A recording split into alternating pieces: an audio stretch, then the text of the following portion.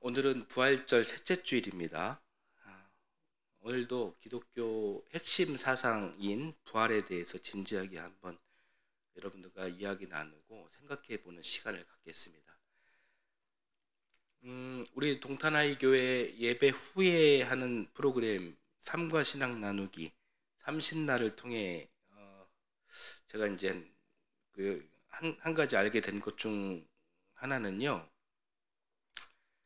여러분들 믿음이 굉장히 좋다라는 것이었습니다. 부활을 진짜 믿으십니까? 하는 질문에 물론 이제 알쏭달쏭하다라고 하신 분도 계셨지만 대체로 확실히 믿어진다 이런 분들이 더 많았습니다. 제가 그랬죠. 안 믿어져도 괜찮습니다. 안 믿어지는 그 자리에서 이제 믿음은 시작하는 것입니다. 그렇게 차근차근 믿어가는 게 중요합니다. 신앙에서 중요한 것은 허세가 아니라 진실한 겁니다. 그러니까 솔직하게 이야기하세요. 진짜 믿어지시나요? 어떻게 죽은 사람이 다시 살아납니까? 그래도 믿어지시나요? 이렇게 제가 좀 의도를 갖고 이렇게 질문을 또 드렸는데도 지금까지 살면서 의심해 본 적이 없었다. 확실하게 믿는다.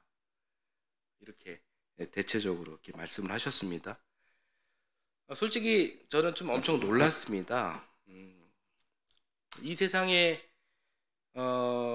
자기 종교를 기독교라고 이렇게 말하는 사람들이 굉장히 많죠. 그런데 그 수많은 사람들 중에서 진짜로 진심으로 예수 그리스도의 십자가 사건과 부활 사건을 믿는 사람이 얼마나 될까요? 진정한 마음을 갖고 믿는 사람들이 얼마나 될까요? 저는 많은 사람들에게 신앙에 허세가 있다고 생각을 합니다. 실제로는 안 믿으면서 믿는 척하는 그런 사람들이 참 많다. 제가 부교육자 생활도 하고 여러 교회를 다녀봤지만 그리고 많은 기독교인들을 만나봤지만 그런 사람들이 참 많다. 그리고 저 역시도 그런 과정을 겪고 있고 또 그렇게 살고 있다 이렇게 생각을 합니다. 교회 안에서 믿는 척 해야 멋있어 보이고 그리고 또 사람 대접받고 또 존경을 또 받게 되니 믿는 척 하는 사람들이 정말 많다라는 거예요. 그러니까 이것이 바로 신앙의 허세예요.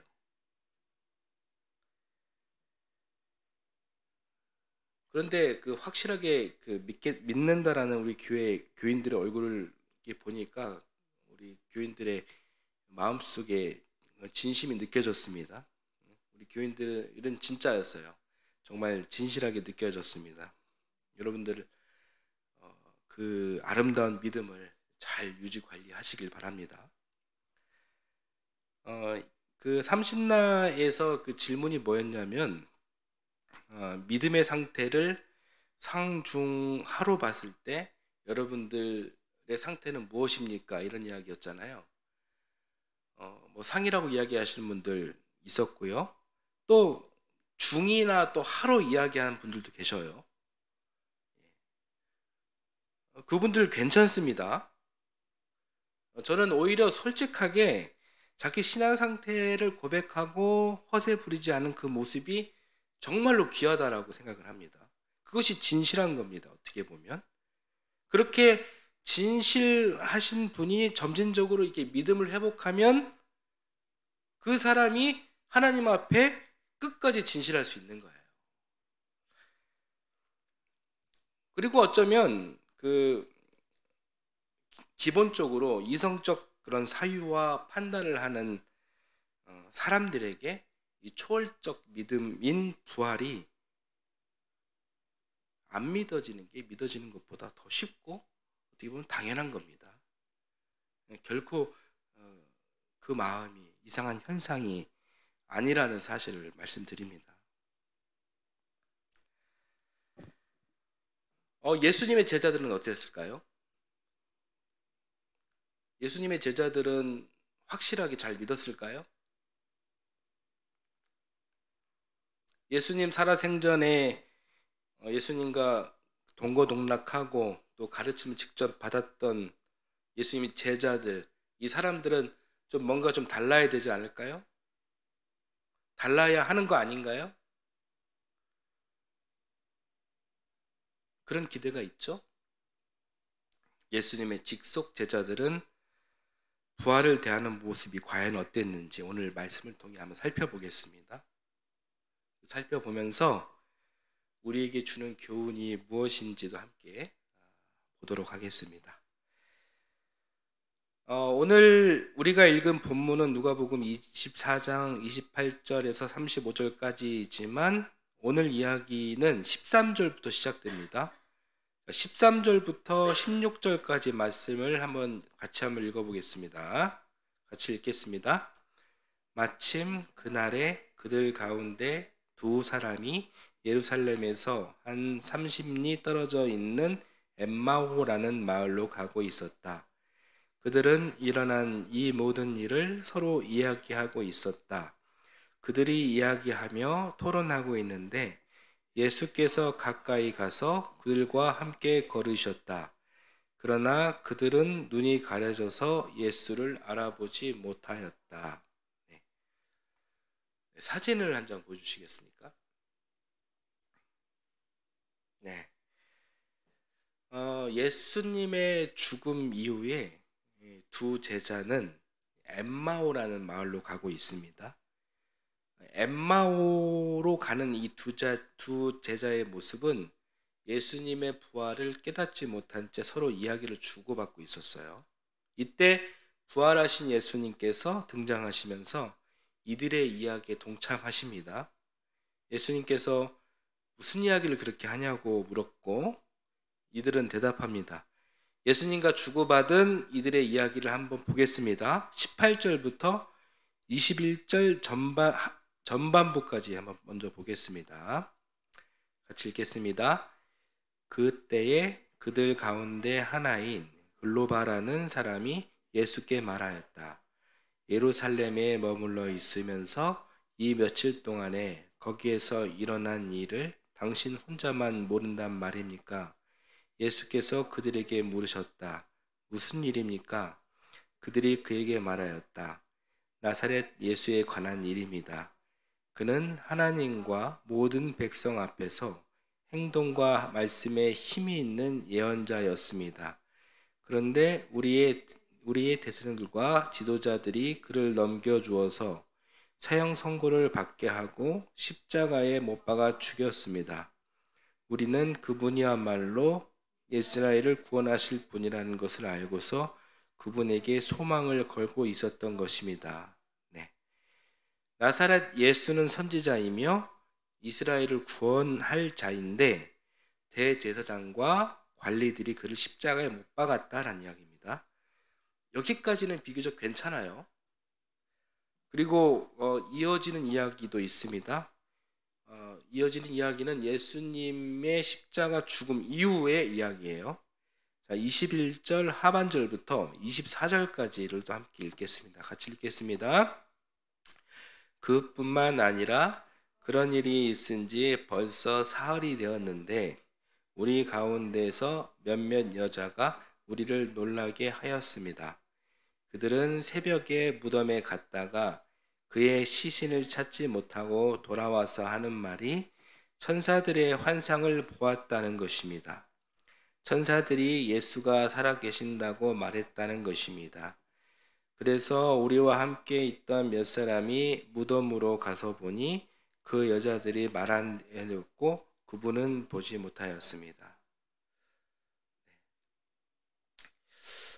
예수님을 바로 앞에 두고 토론하는 이 장면이 참 웃기기도 하고요. 그리고 직속 제자라는 사람들이 부활의 주님을 이렇게 믿지 못하는 모습을 보니까 또 한편으로는 참 슬프기도 합니다. 이 이야기를 듣는 예수님께서 얼마나 안타까워하셨을까요? 자, 예수님의 말씀을 한번 또 들어보겠습니다. 25절, 26절입니다. 같이 읽겠습니다. 예수께서는 그들에게 말씀하셨다. 어리석은 사람들입니다. 예언자들이 말한 모든 것을 믿는 마음이 그렇게도 무디니 말입니다. 그리스도가 마땅히 이런 고난을 겪고서 자기 영광에 들어가야 하지 않겠습니까?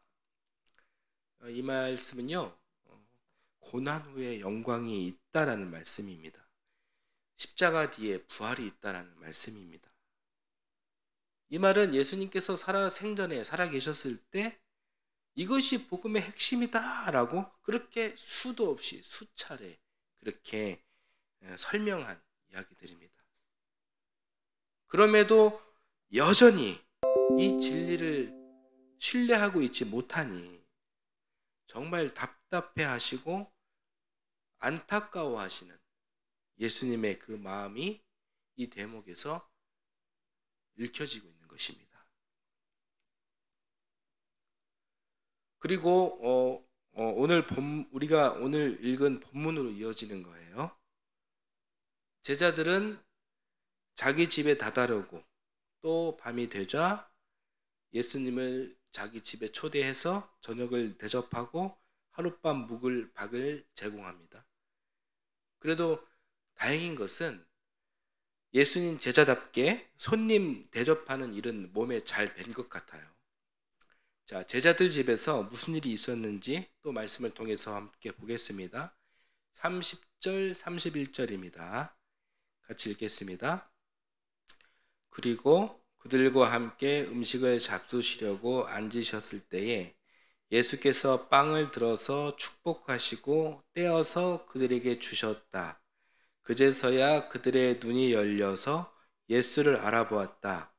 그러나 한순간에 예수께서는 그들에게서 사라지셨다. 네. 사진 한 장 더 보여주시겠습니까? 네. 이 장면은 예수님께서 십자가 죽음을 당하시기 직전에 제자들에게 베풀어 주신 성찬의 상황을 재현하신 것입니다. 예수님이 빵을 들어서 축복하시니 제자들이 이제서야 부활하신 예수님을 알아보게 된 것입니다. 드디어 제자들은 부활을 확신한 것입니다. 그리고 예수님은 사라지셨어요. 여러분, 빵은요, 성찬입니다. 빵은 성찬이에요. 성찬은 여러분 예배에서 대단히 중요한 예식이에요. 성찬은 곧 예배입니다. 여기서 중요한 첫 번째는 예배를 통해 부활을 경험했다. 이것입니다. 여러분 저를 한번 따라서 해보실까요? 부활은 예배를 통해 경험할 수 있다. 네, 그렇습니다. 예배가 부활을 믿을 수 있게 하는 첫 번째 중요한 지점이에요. 자, 그리고 두 번째 중요한 것을 보겠습니다. 32절을 또 보겠습니다. 같이 읽겠습니다. 그들은 서로 말하였다. 길에서 그분이 우리에게 말씀하시고 성경을 풀이하여 주실 때에 우리의 마음이 우리 속에서 뜨거워지지 않았습니까? 자, 두 번째 중요한 것은요. 자, 부활을 어떻게 경험할 수 있느냐? 부활 잘 믿기 힘든데 이거를 어떻게 또 잘 경험할 수 있느냐? 32절 말씀대로라면 성경을 풀이해 주실 때라는 거예요. 그때 우리의 마음이 뜨거워지는 것입니다. 이 말은 곧 성경 말씀 안에 생명이 있다. 생명이 있으니 성경을 잘 읽고 잘 풀이하고 또 그 성경이 주시는 말씀대로 삶을 살아갈 때 이 부활을 경험할 수 있다는 것입니다. 저를 한번 따라서 해보실까요? 부활은 성경 말씀을 통해 경험할 수 있다. 성경 말씀은 부활을 믿을 수 있게 하는 두 번째 중요한 지점입니다.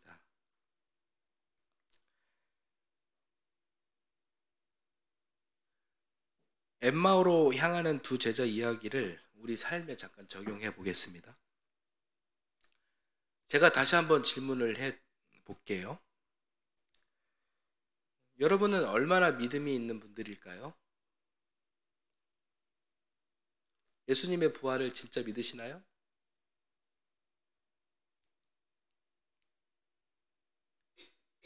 머리로 이해하는 거 말고요. 진심으로 이게 부활을 믿냐라는 거예요. 죽음이 다시 삶으로 바뀐 이 초현실적인, 초월적인 이 사건을 믿느냐라는 겁니다.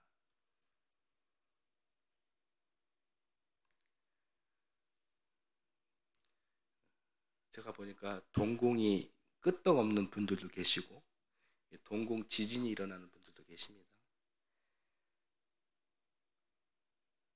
서두에서 제가 말씀드렸지만 부활을 진짜 믿는 것이 결코 쉬운 일이 아닙니다. 오늘 성경에 나온 제자들은 어쩌면 믿음과 관련해서 우리보다 훨씬 나은 환경에 있는 사람들이에요. 예수님을 직접 본 사람들이고 또 살도 직접 부대끼지 않았습니까? 그런데도 부활을 잘 못 믿었어요. 아니, 안 믿었어요. 왜 안 믿었을까요? 똑똑해서 그랬습니다. 처음에는 그랬습니다. 그런데 이후에는 부활을 확신하고 믿게 되었습니다. 제자들이 어떻게 부활을 믿었다고 했습니까? 어떤 경험을 통해서 제자들이 부활을 다시 확신하고 믿게 되었다고 했나요? 첫 번째, 빵을 들어 축사하시고 성찬을 통해 예배를 통해 부활을 믿게 되었다라는 것입니다. 두 번째는 예수님께서 성경을 풀이해 주시니 마음이 뜨거워졌다. 곧 말씀을 읽고 말씀을 이해하고 말씀대로 살려고 노력하니 부활을 믿게 되었다라는 것입니다.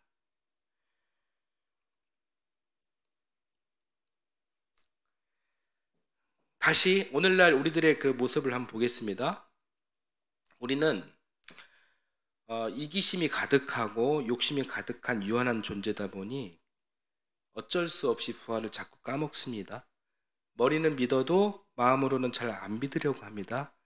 세상에 점점 찌들어 살게 되면서 그것이 더 심해집니다. 계산기를 머리에 달고 살면서 계산이 가능한 것만을 쫓아 삽니다. 말도 안 되는 십자가와 부활 신앙을 자꾸 멀리하려 합니다. 내 이기와 욕심대로 살려고 합니다. 그래도 내가 신앙인인데, 그래서 하는 일이란 내 이기와 욕심 안에 예수님을 가두려고 합니다. 제가 지금 누구 이야기를 하고 있습니까? 제 이야기를 하고 있는 거예요. 그리고 이 이야기는 여러분 이야기일 수도 있는 것입니다. 이렇게 사는 사람들이 우리들이 아닌지 한번 진지하게 한번 생각해 보시기를 바랍니다. 기본적으로 그런 성질을 가지는 우리지만 그럼에도 부활을 기억하고 믿을 수 있는 방법은 바로 예배를 드림으로와 그리고 말씀을 들음으로이다라는 것을 오늘 성경 말씀이 말해주고 있는 것입니다. 우리가 십자가와 부활 신앙을 끝까지 견지할 수 있는 방법이 무엇입니까? 그것은 예배하는 삶과 성경을 잘 읽고 말씀대로 사는 삶이다라는 것입니다. 이 이야기가 오늘 말씀의 결론이에요.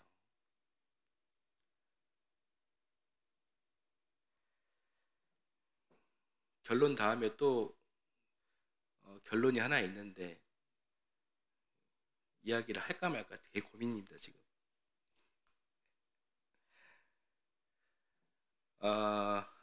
할게요. 여러분, 사랑하는 여러분, 제발 예배에 빠지지 않으셨으면 좋겠습니다. 자, 우리 같은 이 작은 교회, 또 교인을 이렇게 손가락으로 셀 수 있는 교회인데도 제가 참 전교가 이렇게 그 예배에 참석한 예배를 이렇게 드린 적이 거의 없는 것 같아요. 왜 그런지 이렇게 곰곰이 생각을 해보면 답이 나와요.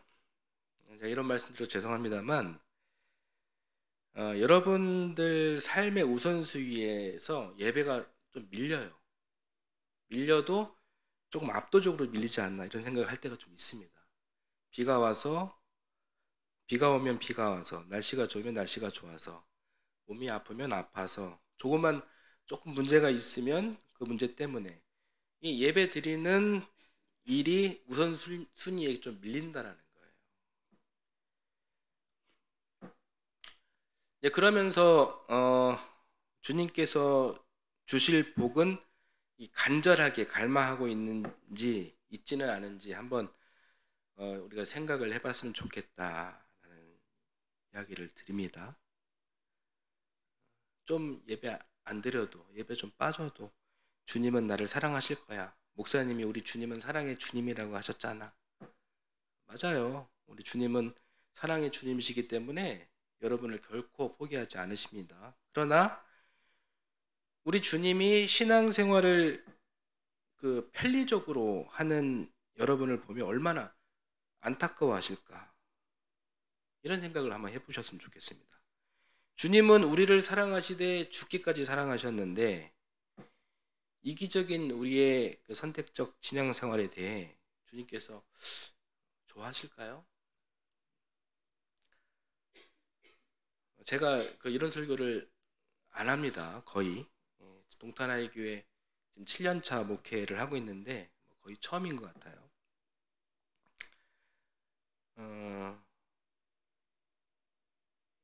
그럼에도 이런 설교를 하는 목사의 심정을 여러분들이 좀 이해를 해주시기를 부탁드리고, 부디 예배 생활을 여러분 인생의 우선순위에 상위에 좀 랭크를 시켜주셨으면 좋겠다, 이런 부탁의 말씀 드립니다. 압도적인 1등이면은 좋겠지만 그게 조금 어렵다 그러면은 압도적인 2등, 2위 정도는 돼야 하지 않을까, 이렇게 이제 생각을 합니다. 그러니까 우리 주님은 우리가 예배 생활에 충실하시길 바라십니다. 오늘 본문에서 분명히 이야기한 것처럼 성찬, 예배를 통해 제자들의 믿음이 회복됐습니다. 제자들이 부활을 확신했습니다. 예배 생활을 중요하게 여기는 여러분 되시기를 기원합니다. 더불어 저는 여러분이 하나님의 말씀을 잘 이해할 수 있도록 저는 최선을 다해서 성경 연구에 충실하겠습니다. 성경 말씀을 늘 가까이 하고, 그리고 예배 생활에 충실함으로 예수 그리스도의 부활의 확신을 날로 경험하고 또 그 복음을 이 세상에 전파하는 우리 모두가 되기를 예수님의 이름으로 축원합니다. 이 일을 위한 발걸음이 주님과 함께 엠마오로 가는 오늘 우리들의 발걸음이며, 이 걸음걸음이 곧 부활이고 소망인 줄 믿습니다. 자, 오늘 말씀은 여기까지 전하겠습니다.